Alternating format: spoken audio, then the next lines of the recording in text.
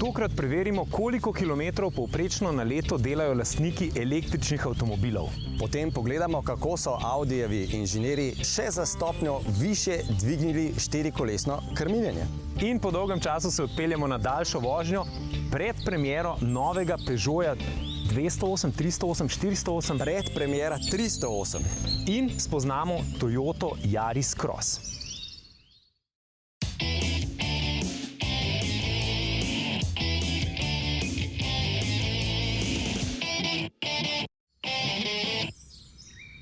Pozdravljeni v avtomobilnosti.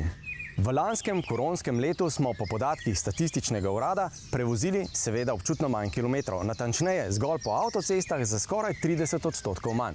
Če pogledamo statistiko še malo bolj natančno, vsa vozila registrirana v Sloveniji so v lanskem letu, se pravi v letu 2020, naredila pri nas in na tujem nekoliko manj zaradi zaprtih mej, 21,4 milijarde kilometrov.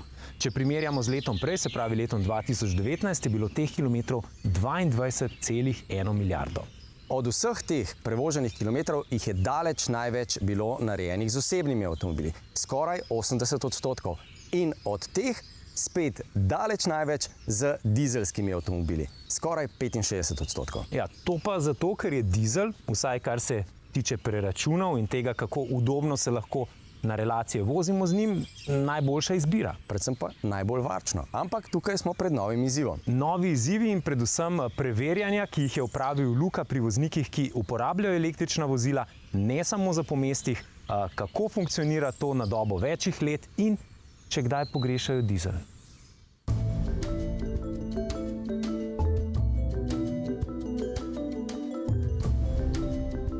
Na električne avtomobile še vedno pogosto gledamo kot na nekaj novega, kot na avtomobilsko prihodnost.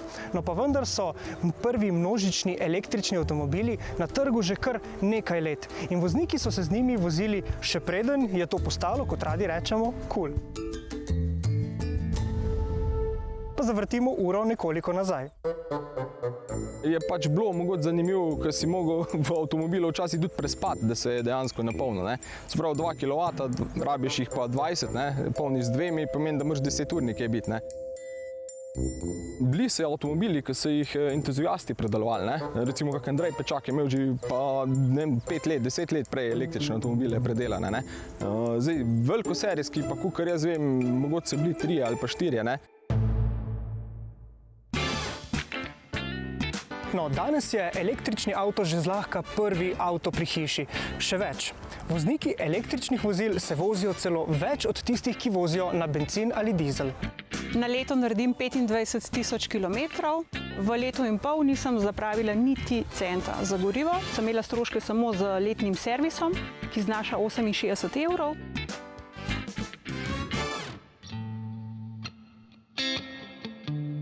Prav Nissan je bil z Leafom eden pionirjev množičnih električnih vozil.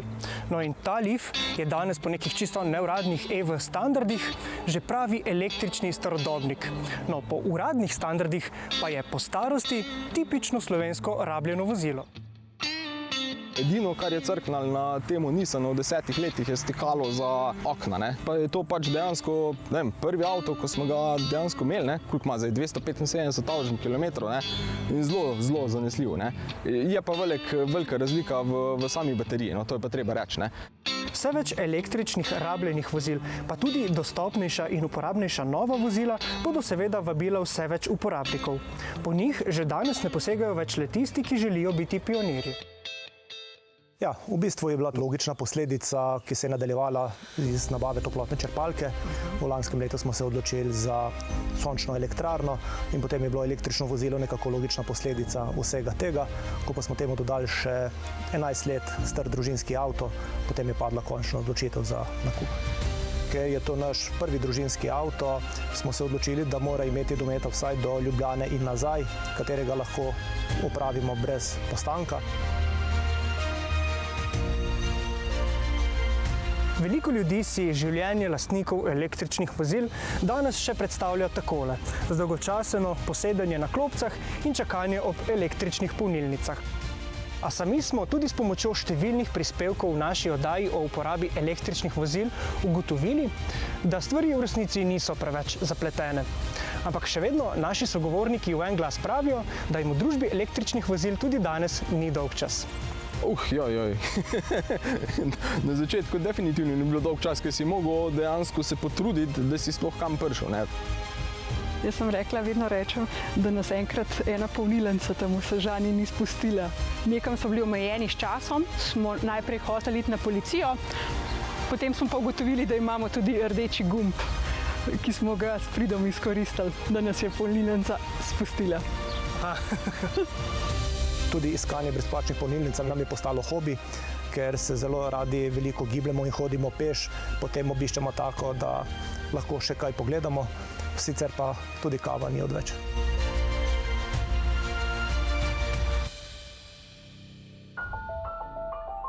e-tron RS GT je povsem drugačna zgodba kot tisti prvi električni Audi, SUV-evski e-tron. Novi električni GT je namreč pravi nastopač, ki se dobro počuti v mestnih jedrih, tam, kjer ga vsi vidijo. Ampak danes grem drugam. Imate prav, da bi avtorjem tega RS GT-ja izkazali res pravo spoštovanje, bi šli s tem avtom na avtoban. Ali pa, še bolje, na Nürburgring. Ali pa vsaj na kakšno drugo dirkališče. Ampak veste kaj, sej s takšnim avtomobilom smo že bili na dirkališču. Novembra lani je bil Andrej s Taycanom na Hockenheimu. S Taycanom si namreč ta avtomobil deli veliko tehnike, ne vse, ampak veliko. Bo pa danes v tej kratki prvi vožnji ob začetku prodaje tega modela v Sloveniji zmanjkalo minut, da bi vam ga lahko podrobno predstavili, zato samo nekaj tehničnih cukrčkov. Začnimo z ustavljanjem.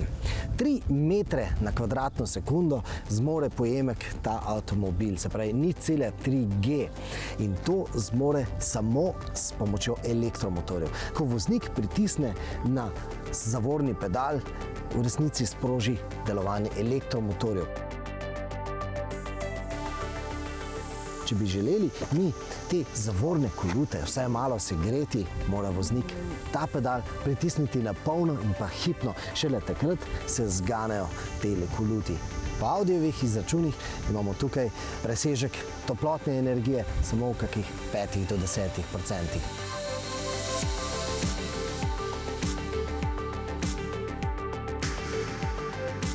Si pa ne obetajte, da boste ta avtomobil vozili samo z uporabo ene desne stopalke, tako kot pri mnogih drugih električnih avtomobilov. Ta rekuperacija je do polovico manjša kot recimo pri tistem SUV-evskem Audiju e-tronu.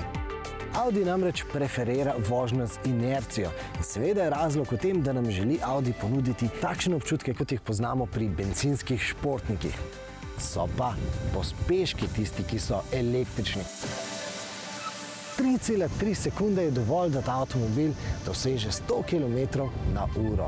In za te pospeške skrbita 2 elektromotorja. En motor je spredaj, drugi je zadaj, avto pa ima celo 2 prestavi, kar je seveda za električni avtomobil silno presenetljivo.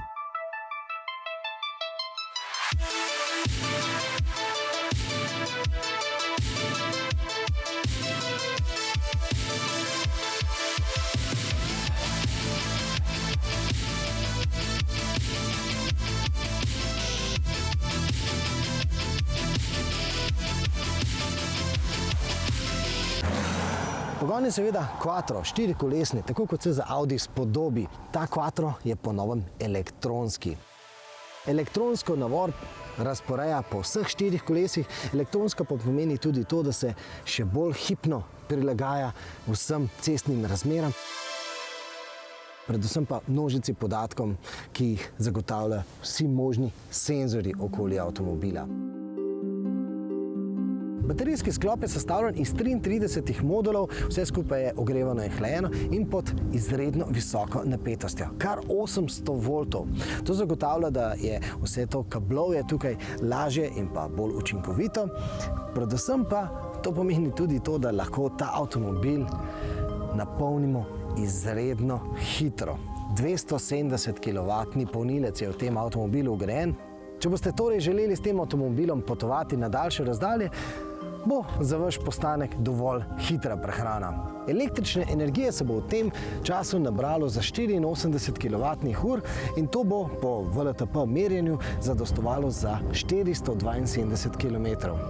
Ampak veste kaj, če vprašate nas, bi bilo kar greh dosegati te kilometre. Avto je pač tehnična mojstrovina, ki si zasluži, da jo peljemo tako, kot so se zamislili inženirji. In naj vam predstavim enega izmed njih, doktorja Kristjana Šimla. Saj v glavnem sva v mojem intervjuju klepetala o drugih komponentah podvozjah, ampak potem mi je prav po šolsko razložil, zakaj pravi Audi, tudi ta z vrtenjem volanskega obroča obrača vsa 4 kolesa, tudi zadnja. Torej vabim vas na fakulteto za podvozja Univerze v Ingolstadtu.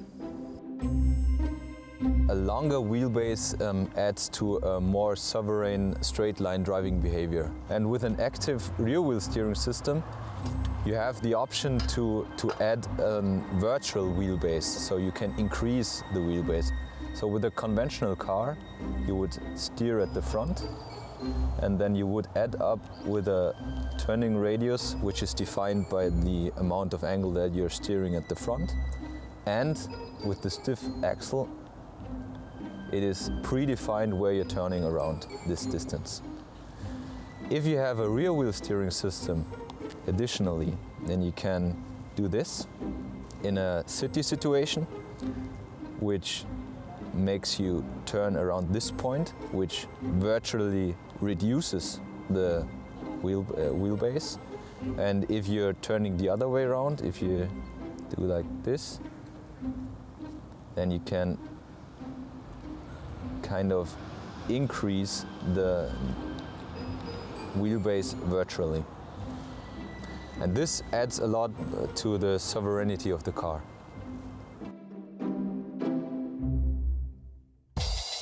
Ostanite z nami, po oglasih se s takšnim Peugeotom 3008 samo drugačne barve odpeljemo v Francijo, Nemčijo, Belgijo, morda še kam na predpremiero Peugeota 308. Potem na Darsu vprašamo, kakšna je njihova prognoza za letošnjo avtocestno avtomobilnost. Potem na električni ID.4 priklopimo zanimiv tovor in ga peljemo od Goričkega do Pirana, no pravzaprav od Maribora do Izole. In povabimo vas na let s Cepelinom.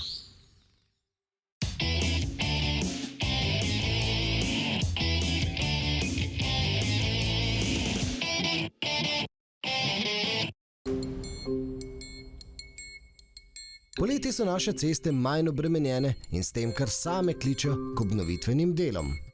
Trenutno že potekajo dela obnova vozišča severne ljubljanske obvoznice, prav tako na primorski avtocesti med Bertoki in predorom Dekani. Na dolenjski avtocesti pa bodo taka dela med Brežicami in mejnim prehodom Obrežje, kar pa bo malček problematično. Mejni prehod je blizu in če so daljše čakalne dobe, se bodo zastoji zagotovo potegnili tudi čez to zaporo. Avtocestna pot na Hrvaško morje mimo Zagreba bo torej ob petkih in nedeljah bolj časovno tvegana, še posebej v najbolj obremenjenem poletnem vikendu konec julija. Čas prečkanja meje je zato pametno skrbno načrtovati. Sami postopki preverjanja podatkov pri prehodu meje lahko trajajo veliko dlje časa, kot smo navajeni. Naj se vozniki ne jezijo na nas, ki poročamo, obveščamo o čakalnih dobah, ki velikokrat niso točne. Vozniki čakajo dlje. Mi prejemamo in posredujemo podatke od policije, slovenske in hrvaške, ki pa zaradi teh postopkov ne morejo točno poročati o čakanju. Na marsikoga izmed nas, vem, da tudi na te vožnje oziroma relacije delujejo na nek način terapevtsko. Dobra glasba, pokrajina, dolge ceste, morda v Nemčiji celo kakšna cesta brez omejitev, dobre radijske postaje, dobri podcasti, ki jih lahko na poti poslušamo. Dobra družba? Družba nekaj pomeni. No, ampak končno smo šli na eno tako daljšo pot. Pravzaprav šel Sebastian in v nekaj dneh prevozil z takim Peugeotom 3008 kar 3500 km. Pot ga je peljala čez Avstrijo, Nemčijo, v Francijo, obiskal je Peugeotovo tovarno, od tam šel v Pariz, Belgijo, Bruselj in na poti popil 37 kav, pojedel 22 sendvičev. Edino, kar mu zamerimo, da s Peugeotom 3008 ni naredil samo 3008 km, ker to bi bilo pa že kičasto. Ampak kaj bova midva govorila, Sebastian, kako je v Parizu, koliko si zapravil za kavo? Andrej in David, o kavah na nemških avtocestah ne bom zgubljal besed. Bolj pomemben je podatek o porabi tega dizla. Pri precej hitri vožnji je porabil 7,2 litra za 100 prevoženih kilometrov. Od francosko-nemške meje pa do mesta, kjer sem zdaj, in vidite, da sem v Parizu, je bila vožnja precej bolj umirjena, a tekoča, poraba pa vsega 5,2 litra za 100 prevoženih kilometrov. In zakaj sem pravzaprav tu? Zato, ker je znamka iz tega mesta predstavila povsem novega leva.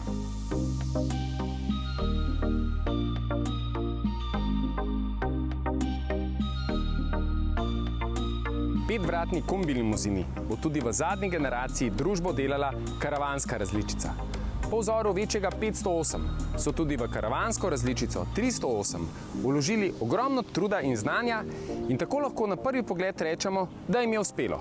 Izrazita oblika, začinjena z izrazitim, a za Peugeot značilnim zadkom.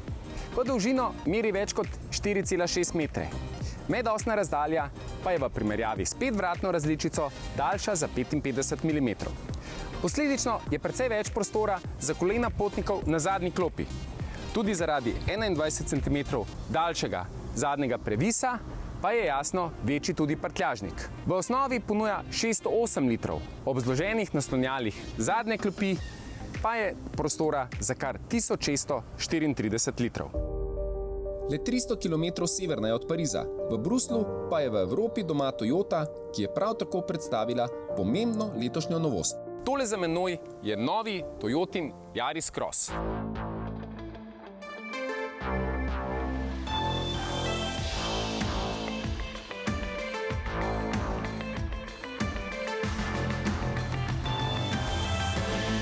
Za osnovo služi avto, ki je ne glede na to, da je na svetu že več kot 20 let, svojo zadnjo generacijo znova osvojil avtomobilski svet. Hkrati smo ga žiranti za Evropski avto leta proglasili za zmagovalca in mu nadeli naziv Evropski avto leta 2021. Yaris Cross ima torej dobro osnovo. Dodaten plus je dejstvo, da je razvit za Evropo in evropskega kupca. Če prištejemo še to, da prodaja križancev še vedno narašča, je skoraj malce nenavadno, da so pri Toyoti s križancem v segmentu malih avtomobilov čakali tako dolgo. V primerjavi z Yarisom je 90 mm višji, 20 mm širši in predvsem 240 mm daljši. Ker govorimo o križancu, jasno prinaša tudi večjo oddaljenost od tal. Kupci bodo lahko izbrali bencinski motor, ki deluje v kombinaciji s prednjim pogonom, ali hibridni sklop, ki bo ponujal tudi štirikolesni pogon. Hibridni sklop je enak kot v Yarisu, torej ga sestavljata trivaljni 1,5 litrski bencinski motor in elektromotor, ki skupaj zagotavljata 85 kW sistemske moči. Bolj kot številke, pri Toyoti izpostavljajo razredno unikatnost štirikolesnega pogona.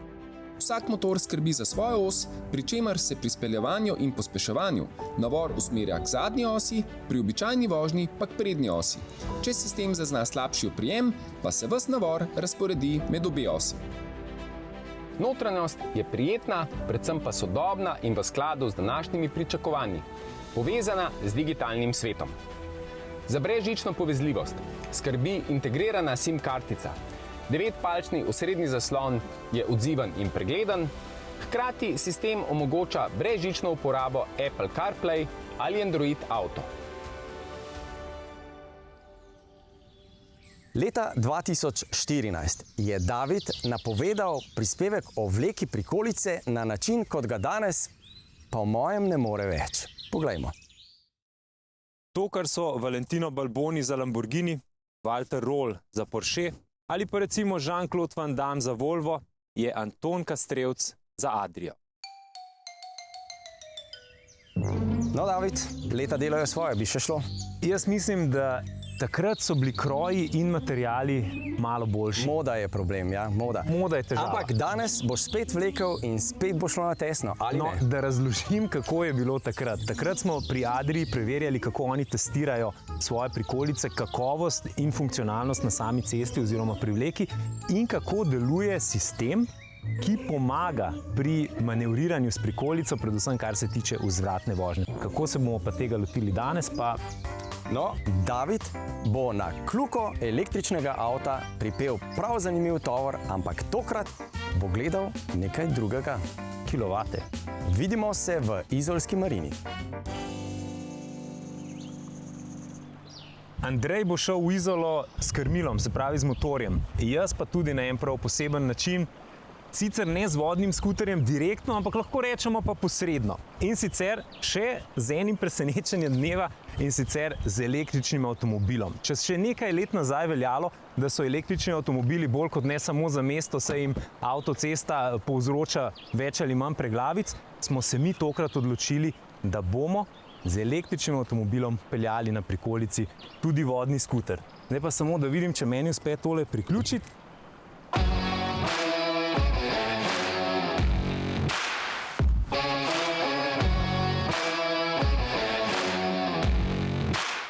Preden pa se odpravite na pot, ko vlečete, preverite največjo dovoljeno maso, kajti električni avtomobili so rahlo težji, kakšna tona že, kaj več pa, preverite. Baterija polna, 400 km dosega, 245 km tule iz Maribora pa do Izole in se vidimo nekje na poti na Primorskem.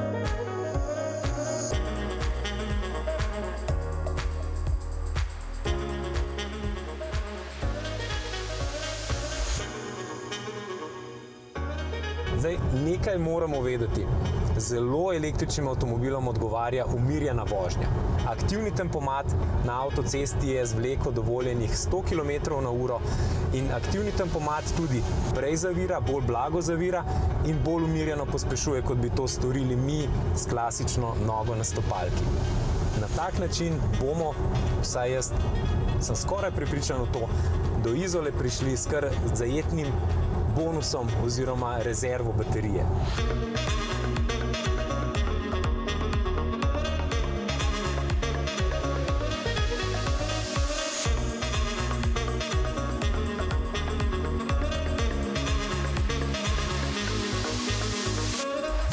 Prišli smo iz Maribora, ustavili smo se v Kopru, do Izole imamo še dobrih 8 km, ampak na potovalnem računalniku pa zaloge še za 162 km, kar pomeni, da bi z lahkoto prišli do Poreča, Rovinja, Savudrije in to s takšno prikolico, kot smo jo zdaj pri polnilnici morali parkirati na prostor zraven.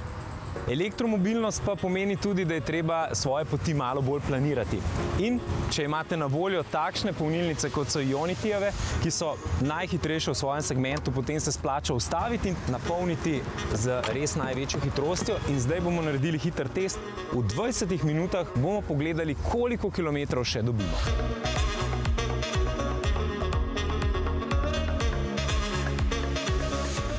V 20 minutah pauze smo prišli iz 27% na 69%, kar pomeni iz 162 km zaloge pri bateriji na 282 km. Cela baterija bi bila pa v našem primeru polna v 45 minutah polnjenja. No, zdaj pa že letim v Izolo, ker upam, da me Andrej čaka s sladoledom.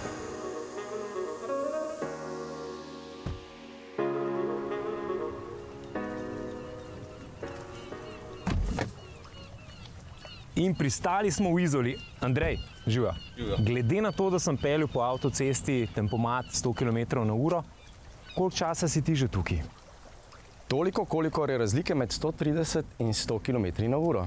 Ampak, a ti povem, koliko je to matematično izračunano v času? Zanima. Toliko, da bi šel lahko po sladoled. Mogoče je res, ampak najprej delo, zaključijo oddajo, potem pa zabava sladoled. Če potegnemo črto pod to potovanje z električnim avtomobilom s prikolico iz Maribora do Izole, ugotovimo, da je poraba na avtocesti vselej največja. To ni okolje, kjer bi se električni avto najbolje znašel. Ampak da naredimo kljukico pod naše potovanje, da se z enega konca Slovenije priti na drugi konec, tudi s prikolico, tudi z vodnim skuterjem, morda še celo malo dlje. No, ampak cilj našega potovanja danes ni bil samo to, da končamo v lepi Izoli, ampak predvsem o tem, da tudi sklenemo oddajo z razmislekom, ki se nas je spremljal pravzaprav skozi celotno sezono. O tem, da bodo različne energije poganjale različne tipe avtomobilov in da so tisti, ki morajo premagovati z velikimi hitrostmi dolge avtoceste, dolge razdalje in pri tem morda še celo vleči težke tovore, jadrnice, čolne, prikolice, da bo po našem mnenju tam priložnost za vodik. No, zdaj pa gremo še v zrak in k enemu prispevku oziroma izjavi, kjer bodite zelo pozorni.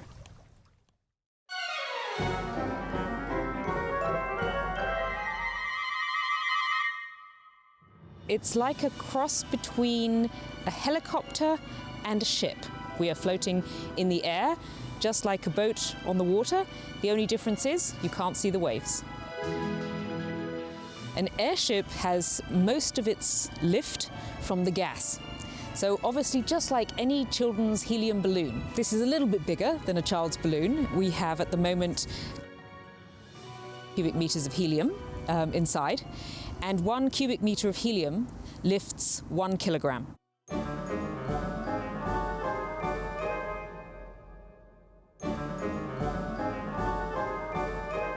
One cubic meter lifts 1 kilogram of weight. But we do need a little bit of extra help for steering, because obviously if you just put gas in a big balloon, you can't steer it. Therefore, we have the 3 engines to give us enough speed that we can steer it. Vabimo vas torej v zrak in to s pomočjo plina, ne sicer vodika, ampak tukaj se skriva že prvo vprašanje. In zato skočite na MMC, na rtvslo.si poševnica avtomobilnost in lahko dobite ekskluzivni polet s cepelinom. Nagradno vprašanje pa, da ne bo toliko težav, lahko odgovor nanj najdete tudi na našem YouTube profilu. Tam boste našli tudi vsebine vmes med počitnicami, ko se naša oddaja za nekaj trenutkov poslavlja, in pa seveda ostanite z nami na Instagramu in Facebooku. Lepo poletje. Lepo in srečno poletje.